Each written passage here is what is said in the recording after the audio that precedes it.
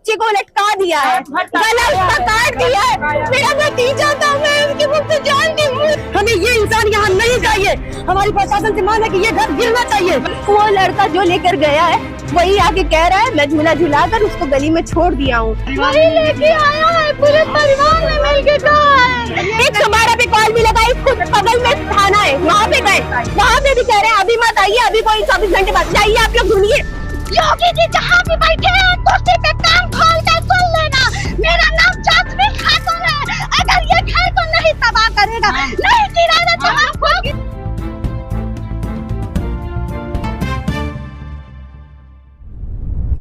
आजमगढ़ में बच्चे की हत्या के बाद हंगामा, बोरे में 100 भरकर पेड़ पर टांगा, मां की पुलिस से झड़प, पड़ोसी का घर फूंकने की तैयारी। नमस्कार साथियों, मैं पंडित श्रीपति दुबे और आप देख रहे हैं सुल्तानपुर सच तक समाचार। बने रहें हमारे साथ क्योंकि हम दिखाते हैं सच तक, सच से समझौता नहीं। आजमगढ़ में 7 साल के बच्चे की चाकू से गोदकर हत्या कर दी गई। वह बुधवार की शाम से लापता था। घर वाले उसकी तलाश कर रहे थे। गुरुवार की सुबह बच्चे की लाश बोरी में मिली। बोरी से बच्चे का हाथ बाहर था। बोरी पड़ोसी के घर के गेट पर लगे पेड़ पर टंगी थी। 100 मिलते ही लोग आक्रोशित हो गए। पुलिस ने 24 घंटे बाद बच्चे को बरामदी के संबंध में कार्रवाई करने के लिए कहा था। इससे लोगों में नाराजगी है। पुलिस ने परिजनों की झड़प भी हुई। परिजनों का कहना है कि अगर समय रहते पुलिस ने एक्शन ले लेती तो बच्चा आज जिंदा होता। परिजन पुलिस पर लापरवाही का आरोप लगा रहे हैं। घटना सिधारी थाना क्षेत्र के पठान टोला की है। पड़ोसी पर हत्या का आरोप है। मौके पर 16 थानों की पुलिस मौजूद है। परिवार ने जिस युवक पर हत्या का आरोप लगाया है उसका घर बगल में ही है। दोनों के मकान आपस में सटे हुए हैं। उसी के घर के गेट से वह बोरी मिली है जिसमें बच्चे का शव पड़ा था। उसके घर पर खून के निशान भी मिले हैं। मामला सामने आने के बाद आरोपी और उसका पूरा परिवार फरार है। इस दौरान गुस्साए लोगों ने आरोपी के घर को फूंकने की कोशिश की, लेकिन पुलिस ने हालात पर काबू पा लिया। लोगों की नाराजगी को देखते हुए मौके पर 16 थानों की फोर्स को तैनात किया गया है। इसके साथ ही पीएससी बुलाई गई है। एसपी सिटी मधुबन कुमार सिंह समेत करीब 100 पुलिसकर्मी मौके पर मौजूद हैं। आइए आपको पूरी घटना सिलसिलेवार समझाने की कोशिश करते हैं। सिधारी में रामलीला मैदान के पास रहने वाले मुकर्रम हार्डवेयर की दुकान चलाते हैं। उनके 3 बच्चे हैं। 7 साल का बड़ा बेटा साहेब आलम कक्षा 1 में पढ़ता है। वह न्यू एरा पब्लिक स्कूल सिधारी का छात्र है। शिक्षकों का कहना है बच्चा अपनी क्लास का टॉपर था। एक दिन पहले बुधवार की शाम वह घर के बाहर ग्राउंड में खेल रहा था। उसके बाद घर नहीं आया। घर के लोग उसकी तलाश कर रहे थे। पुलिस से मिलकर गुहार लगाई गई थी। बच्चे के चाचा शकील आलम ने बताया कल शाम से ही उनका भतीजा घर से लापता है।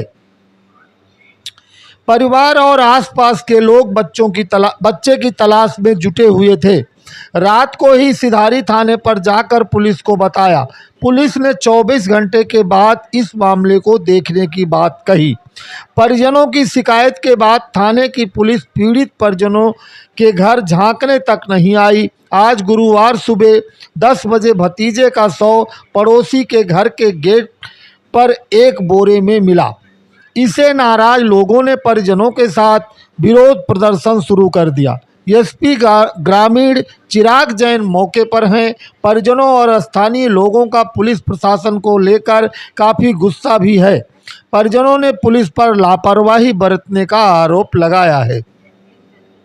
चाचा शकीब आलम ने पड़ोस में रहने वाले शैलेंद्र कुमार निगम उर्फ मंटू पर भतीजे की हत्या का आरोप लगाया है। उन्होंने बताया पड़ोसी मंटू की भी हार्डवेयर की दुकान है। उसने अपने पूरे परिवार के साथ मिलकर इस घटना को अंजाम दिया है। चाकू से गोदकर निर्मम हत्या की है। बच्चा उससे काफ़ी घुला मिला हुआ था।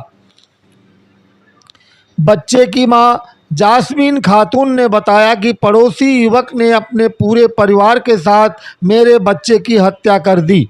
बताया कि वह मेरे बच्चे को बहुत लाड करता था, दुलार करता था, उस पर बहुत भरोसा था।